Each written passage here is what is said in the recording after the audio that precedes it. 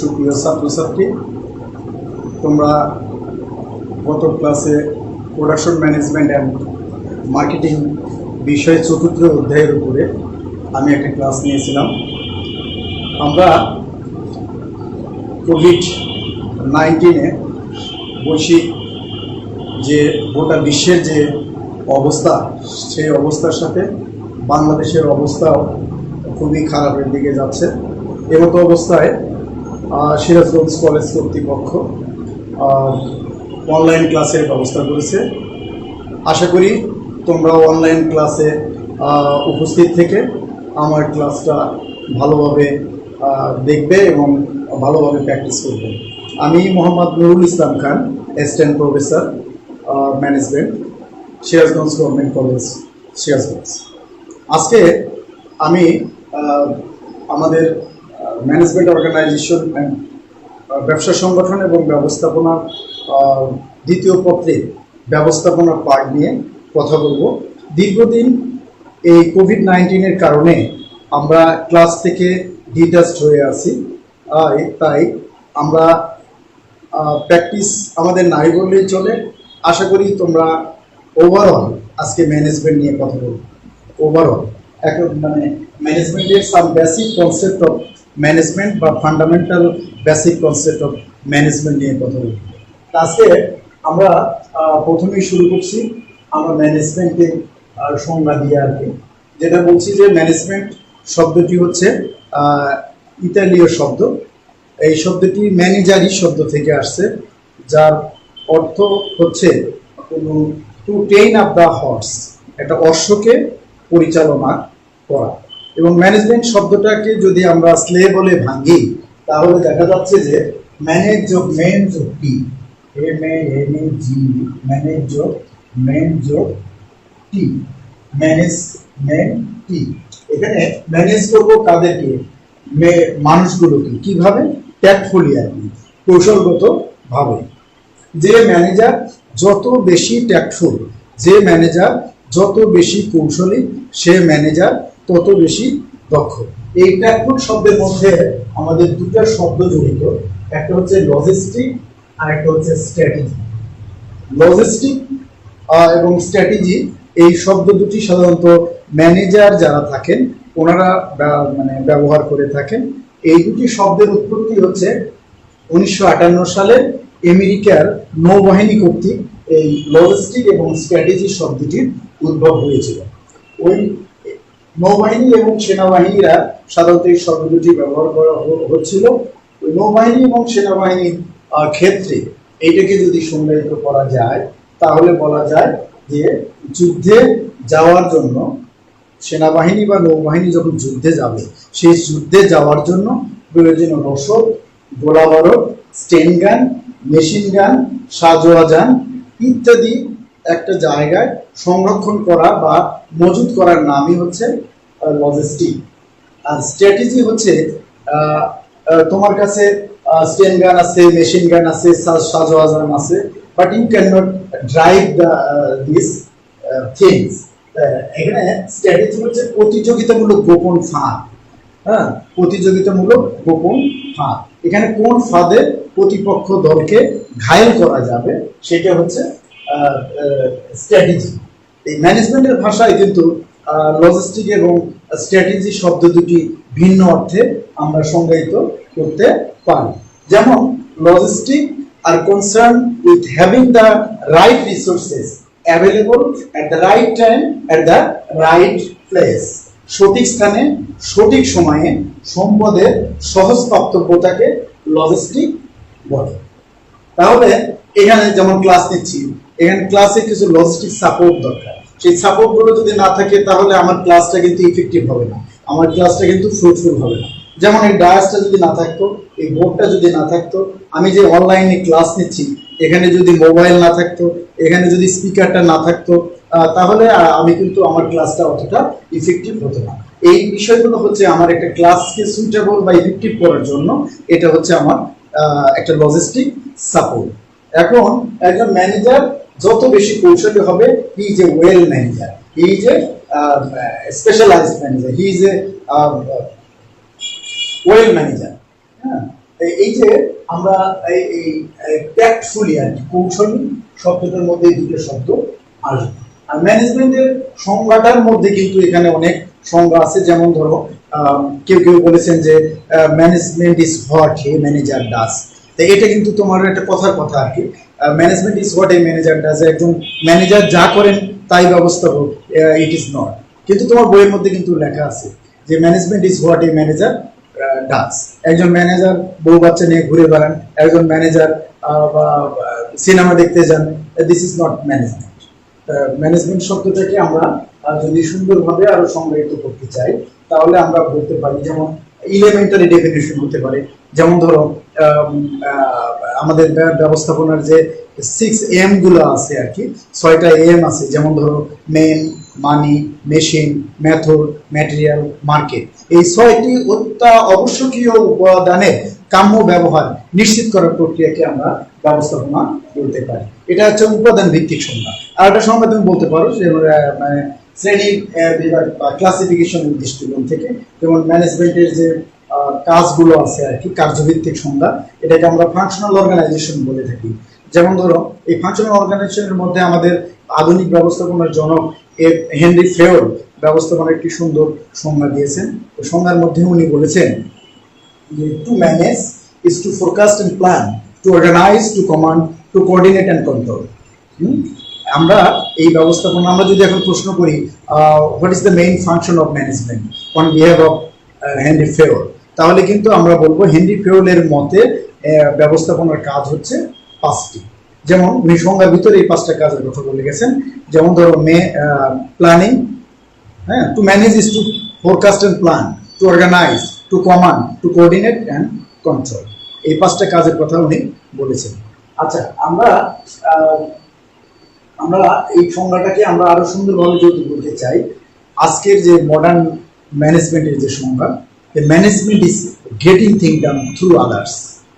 হ্যাঁ, আমরা কেউ প্রশ্ন করলে আমরা এটা বলবো management is getting thing done through others. অন্যকে দিয়ে কাজ করিয়ে নেওয়ার প্রক্রিয়া হচ্ছে ব্যবস্থাপনা। যে ম্যানেজার যত তার মোটিভেশনাল পাওয়ার, যে ম্যানেজার তার হাউ টু ম্যানেজ এনিবডি বা এভরিবডি, আমরা যত, যে ম্যানেজার যত বেশি দক্ষ, যে ম্যানেজার যত বেশি অভিজ্ঞ, তার ম্যানেজিং পাওয়ার তত বেশি ভালো। তা আমরা এখানে আরেকটা প্রশ্ন আসতে পারে, হু ইজ ম্যানেজার? ম্যানেজার কে? যিনি ব্যবস্থাপনার দায়িত্বে পালন করেন তিনি ম্যানেজার। তাহলে একজন ব্যবস্থাপককে আমরা লিডার বলতে পারি? ইয়েস, একজন ব্যবস্থাপক অবশ্যই লিডার। তারপর আমরা এই ফাংশনাল ম্যানেজমেন্ট নিয়েও আমার অনেক প্রশ্ন আছে। তো তোমাদের বইয়ের ভিতর অনেক জায়গায় বলা আছে, কেউ কেউ বলছে ব্যবস্থাপনার কাজ হচ্ছে 5টি, কেউ কেউ বলছে ব্যবস্থাপনার কাজ 6টি, কেউ কেউ বলছে ব্যবস্থাপনার কাজ 7টি, কোনো কোনো বইয়ে 9টি, 10টি, 11টি পর্যন্ত বলে দেওয়া আছে। তাহলে আমরা কয়টা ম্যানেজমেন্টের কাজ বলি? এই ম্যানেজমেন্টের কাজ নিয়ে আমাদের একটা কনফ্লিক্ট আছে, একটা দ্বন্দ্ব আছে। সেটাকে আমরা বলবো, যেমন হেনরি ফেওল ব্যবস্থাপনার 5টা কাজের কথা তার ফাংশনাল ডেফিনিশনের মধ্যে বলে গেছেন। আমরা কিছুক্ষণ আগেই বললাম যে হেনরি ফেওলের মতে ব্যবস্থাপনার কাজ হচ্ছে 5টি। আবার ইএফএল ব্রেস নামে এক ভদ্রলোক বলেছেন, বা বিশেষজ্ঞ বা ম্যানেজমেন্ট স্কলার বলেছেন যে ব্যবস্থাপনার এই 5টা কাজ দিয়ে ব্যবস্থাপনা চলতে পারে না। এই 5টা কাজের সাথে তিনি মোটিভেশন শব্দটি, মোটিভেশনের নামে একটি কাজ যুক্ত করেছেন। আবার লুথার গুলিপ নামে একটা ভদ্রলোক বলছেন যে না, ব্যবস্থাপনার এই 6টা কাজ দিয়েও চলবে না, ব্যবস্থাপনার কাজের একটা ফর্মুলা আছে, যেটাকে আমরা সংক্ষেপে বলছি প্রস্কর।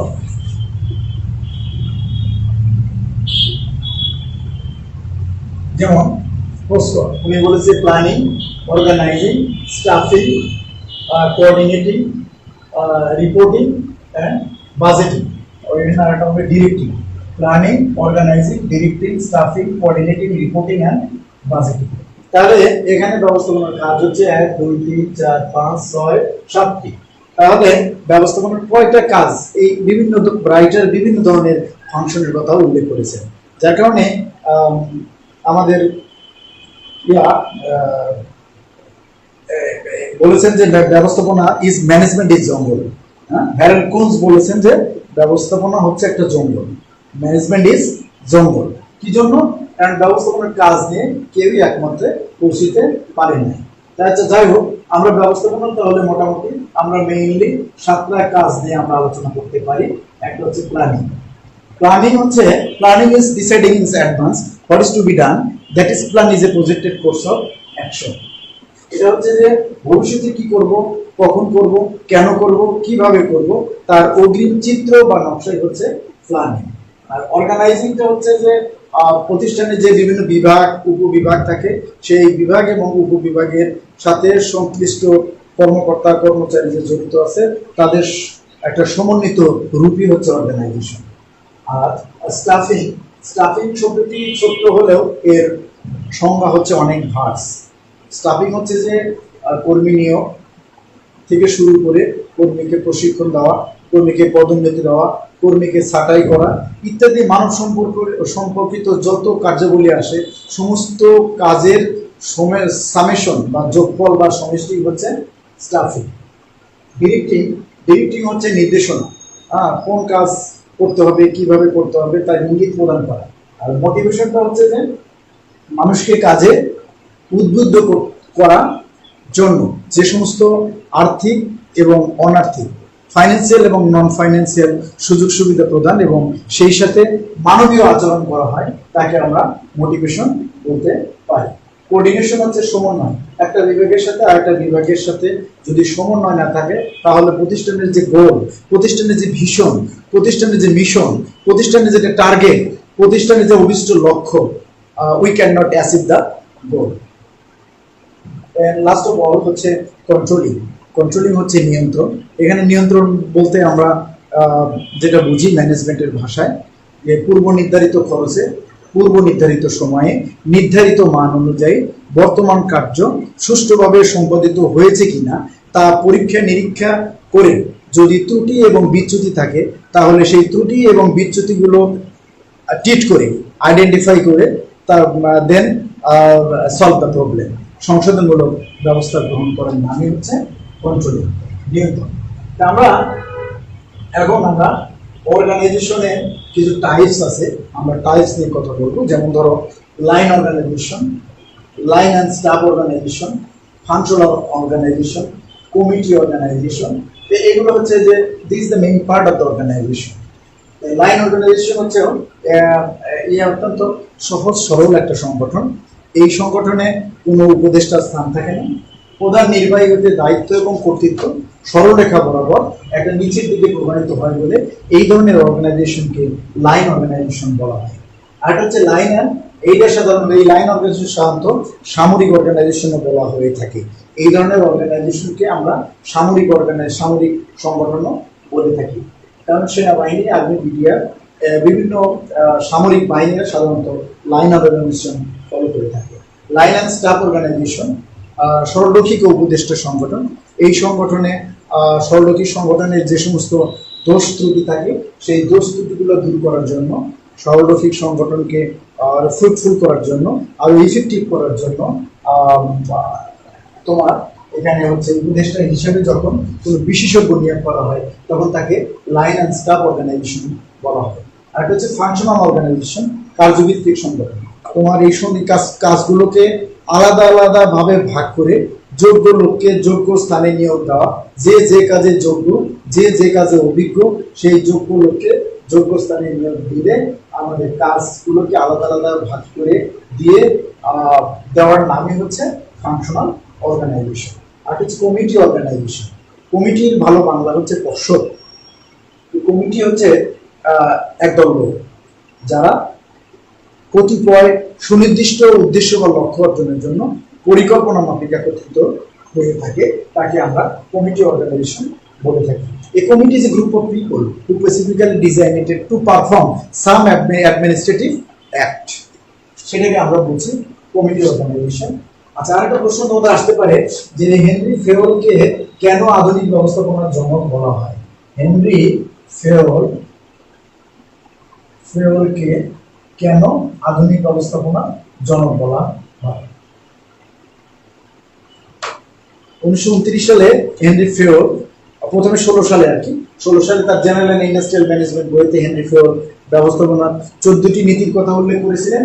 যে নীতিগুলো not only Bangladesh but also all over the world, গোটা বিশ্বে সার্বজনীনভাবে স্বীকৃত।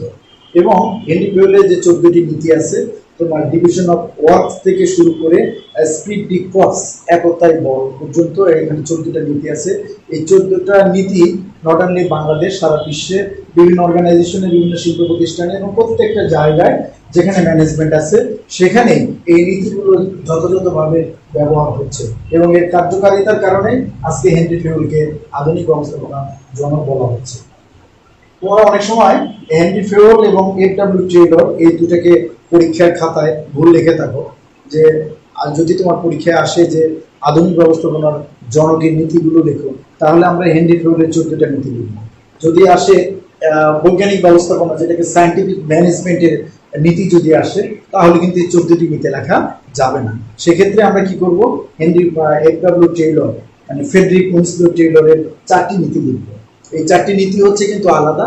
সেটা হচ্ছে যে রুল অফ থাম, যেটাকে আমরা বলছি রুল অফ থাম, চিরাচরিত প্রথা বা হাতুড়ি প্রথা বাদ দিয়ে বৈজ্ঞানিক পদ্ধতি গ্রহণ, বৈজ্ঞানিক পদ্ধতিতে শ্রমিক কর্মী নির্বাচন, নিয়োগ এবং প্রশিক্ষণ প্রদান, এবং বৈজ্ঞানিক পদ্ধতিতে শ্রমিক এবং কর্মীদের মধ্যে সৌহার্দ্যপূর্ণ সম্পর্ক স্থাপন। এগুলো হচ্ছে তোমার হেনরি ফিউয়েল, এফ.ডব্লিউ. টেইলরের নীতি। তাহলে বৈজ্ঞানিক ব্যবস্থাপনার নীতি আসলে আমরা 4টি নীতি লিখব, এবং আধুনিক ব্যবস্থাপনার নীতি বা ব্যবস্থাপনার নীতি যখন আসবে তখন কিন্তু হেনরি ফিউয়েলের 14টা নীতি এবং এফ.ডব্লিউ. টেইলরের 4টি নীতি, মোট 18টি নীতি লিখব। আমরা এখন আসি level of management. Level of management ব্যবস্থা, লেভেল অফ ম্যানেজমেন্টটাকে আমরা এইভাবে দেখাতে পারি, একটা পিরামিড আকৃতি। Level, top level management, mid level management, lower level management. এই টপ লেভেল ম্যানেজমেন্টে যারা থাকে, those who are position of the top level management, top level ম্যানেজমেন্টে যারা থাকে তাদেরকে আমরা বলবো অ্যাডমিনিস্ট্রেটর। এনারা হচ্ছে পলিসি মেকার, এনারা হচ্ছে নীতি নির্ধারক, মূল পরিকল্পনাকারী বা মূল নীতি প্রণয়নকারীকে আমরা অ্যাডমিনিস্ট্রেটর বলবো। আর মিড লেভেল এবং লোয়ার লেভেল পজিশনে যারা থাকে তাদেরকে আমরা বলবো ম্যানেজমেন্ট। এই কারণে আমরা যদি মানে basic differences between among the management, administration and organization কি যদি আমরা বলি, তাহলে আমরা বলতে পারি যে management is the eye, management is the eye, administration is the brain, আর অর্গানাইজেশন ইজ দ্য হ্যান্ড।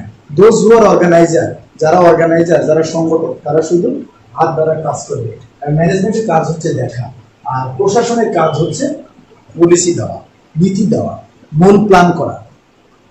এটাকে আমরা লেভেল অফ ম্যানেজমেন্ট বলে থাকি। আর হচ্ছে টাইপস অফ ম্যানেজমেন্ট, যদি তোমাদের অনেক সময় আসে types of management, types of ম্যানেজমেন্টের মধ্যে আমরা ম্যানেজমেন্টকে আসলে মেইনলি আমরা দুই ভাগে ভাগ করতে পারি। একটা হচ্ছে নিয়মতান্ত্রিক ব্যবস্থাপনা, আর একটা হচ্ছে অনিয়মতান্ত্রিক ব্যবস্থাপনা।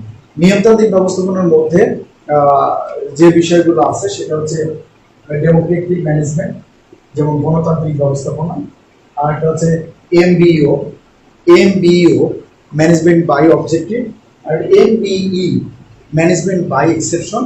আর একটা হচ্ছে পার্টিসিপেশন ম্যানেজমেন্ট, অংশগ্রহণমূলক ব্যবস্থাপনা। আর একটা last of all consultative management, যেটাকে আমরা বলছি পরামর্শমূলক ব্যবস্থাপনা। তো গণতান্ত্রিক ব্যবস্থাপনা সাধারণত ব্যবস্থাপকগণ ইতিবাচক চিন্তা, পজিটিভ চিন্তা করেন এবং কর্মীদেরকে তাদের সুযোগ সুবিধা এবং তাদেরকে আমরা সেই ডগলাস ম্যাকগ্রেগরের এক্স তত্ত্ব এবং ডগলাস ম্যাকগ্রেগরের ওয়াই তত্ত্বের কথা আমরা বলতে পারি। এক্স তত্ত্ব হচ্ছে নেগেটিভ সেন্স, মানে কর্মীরা সাধারণত উদাসীন থাকে, কর্মীরা কাজ করতে চায় না। ওয়াই তত্ত্বে কর্মীরা হচ্ছে কাজের প্রতি পজিটিভ বিরাজ করে। হ্যাঁ, এটা হচ্ছে গণতান্ত্রিক ব্যবস্থাপনার একটা দিক। আর এটা হচ্ছে এমবিও, যেটাকে আমরা বলছি ম্যানেজমেন্ট বাই অবজেক্টিভ, উদ্দেশ্য ভিত্তিক ব্যবস্থাপনা। উদ্দেশ্যটা কি হতে হবে? উদ্দেশ্য অবশ্যই সহজ, সরল এবং বোধগম্য হতে হবে। এই সত্যটি অনুধাবনের জন্য পিটার এ ড্রাকার সর্বপ্রথম এমবিও উদ্ভাবন করেন। এমবিওর জনককে, এমবিওর উদ্ভাবক হচ্ছে পিটার এ ড্রাকার। উনি বলেছেন যে উদ্দেশ্য কি হতে হবে? উদ্দেশ্য সহজ হতে হবে, সরল হতে হবে, বোধগম্য হতে হবে। আমি I M a manager, as a manager, আমি একজন ম্যানেজার হিসাবে আমি এমন একটা উদ্দেশ্য অ্যাপ্লাই করব যেন আমার সাবঅর্ডিনেটরা, আমার অধীনস্থরা অতি সহজে সেটা বুঝতে পারে। যার কারণে উদ্দেশ্য কি হতে হবে? সহজ হতে হবে, সরল হতে হবে এবং বোধগম্য হতে হবে। এইটা অনুভব করেছিলেন আমাদের একজন ম্যানেজমেন্ট স্কলার, যিনি হচ্ছে পিটার এফ ড্রাকার। আর এটা হচ্ছে এমবিই। এমবিই হচ্ছে ব্যতিক্রম ধর্মী ব্যবস্থাপনা, যেটাকে আমরা যদি ইলাবোরেশন করি সেটাকে আমরা বলতে পারি ম্যানেজমেন্ট বাই এক্সেপশন, ব্যতিক্রম ধর্মী ব্যবস্থাপনা। প্রতিষ্ঠানের যতগুলো কাজ আছে সমস্ত কাজ তো একজন ম্যানেজারের পক্ষে একা করা সম্ভব নয়, তাই ওই যতগুলো কাজ আছে এই কাজের গুরুত্ব অনুসারে সবচেয়ে গুরুত্বপূর্ণ কাজগুলোকে ট্রিট করা, এগুলো যোগাযোগের মাধ্যমে সবাইকে অবহিত করণের এমন একটি পদ্ধতি যার মাধ্যমে কোন কাজ আগে করতে হবে এবং কোন কাজ পরে করতে হবে তার একটি ইঙ্গিত প্রদান করে হচ্ছে আমাদের ম্যানেজমেন্ট বাই এক্সেপশন, ব্যতিক্রম ধর্মী ব্যবস্থাপনা। তারপরে আসি পার্টিসিপেশন ম্যানেজমেন্ট, যেটাকে আমরা বলছি অংশগ্রহণমূলক ব্যবস্থাপনা। ব্যবস্থাপক কোনো সিদ্ধান্ত গ্রহণের ক্ষেত্রে তার যে অধীনস্থরা আছে তাদেরকে অংশগ্রহণের সুযোগ দিতে হবে। আর হচ্ছে কনসালটেটিভ ম্যানেজমেন্ট, যেটাকে হচ্ছে পরামর্শমূলক ব্যবস্থাপনা। পরামর্শমূলক ব্যবস্থাপনায় একজন বস তার অধীনস্থদের সাথে পরামর্শক্রমে ডিসিশন নিয়ে থাকে। আচ্ছা, এখন আসি আমাদের কমিউনিকেশন, তোমাদের basic concept of communication. Communication হচ্ছে দুই বা ততোধিক ব্যক্তির মধ্যে কমিউনিকেশনের মেইনলি তিনটা পক্ষ থাকে। একটা হচ্ছে মেইনলি পক্ষ হচ্ছে দুটো, একটা হচ্ছে সেন্ডার, একটা হচ্ছে রিসিভার। একটা হচ্ছে সেন্ডার, একটা হচ্ছে রিসিভার। তাহলে when sender send the message, then receiver receive the message, but receiver response or feedback to the sender, this communication is effective communication. এখানে আমি বললাম যে হাউ আর ইউ, তুমি কেমন আছো, আমার যে receiver there is no response, but this communication is not effective communication. This communication is one-way communication. Communication কখন ইফেক্টিভ হবে? সেন্ডার এবং রিসিভারের মাঝে যখন মিউচুয়াল আন্ডারস্ট্যান্ডিং থাকবে। সেন্ডার যখন রিসিভারকে কোনো কোশ্চেন করবে, রিসিভার সেটা যখন রেসপন্স করবে, রিসিভার সেটা যখন ফিডব্যাক দিবে, রিসিভার যে সেটা যখন সাড়া দিবে, তখন দুজনের মধ্যে মিউচুয়াল আন্ডারস্ট্যান্ডিং হবে, তখন সেই কমিউনিকেশন হবে টু ওয়ে কমিউনিকেশন, যেটাকে আমরা বলছি ইফেক্টিভ কমিউনিকেশন। আচ্ছা, এই কমিউনিকেশনের মধ্যে আমরা মেথডস অফ কমিউনিকেশন, এই কমিউনিকেশনের সাধারণত দুটো ভাগ আছে, একটা হচ্ছে ভার্বাল আর একটা হচ্ছে নন ভার্বাল কমিউনিকেশন। ভার্বাল কমিউনিকেশনের মধ্যে যে বিষয়গুলো আছে সেটা হচ্ছে ওরাল কমিউনিকেশন এবং রিটেন কমিউনিকেশন। ওরাল কমিউনিকেশন বলতে আমরা যেটা বুঝি মৌখিক যোগাযোগ, সেন্ডার এবং রিসিভারের মাঝে যখন ওরালি, তখন সেটাকে বলবো oral communication. Are written communication হচ্ছে লিখিত যোগাযোগ, সেন্ডার এবং রিসিভারের মাঝে যখন কোনো লিখিত কথোপকথন হবে তখন সেটাকে আমরা বলবো রিটেন কমিউনিকেশন। আর হচ্ছে non verbal communication. Non verbal communication হচ্ছে যেটাকে আমরা বলছি যে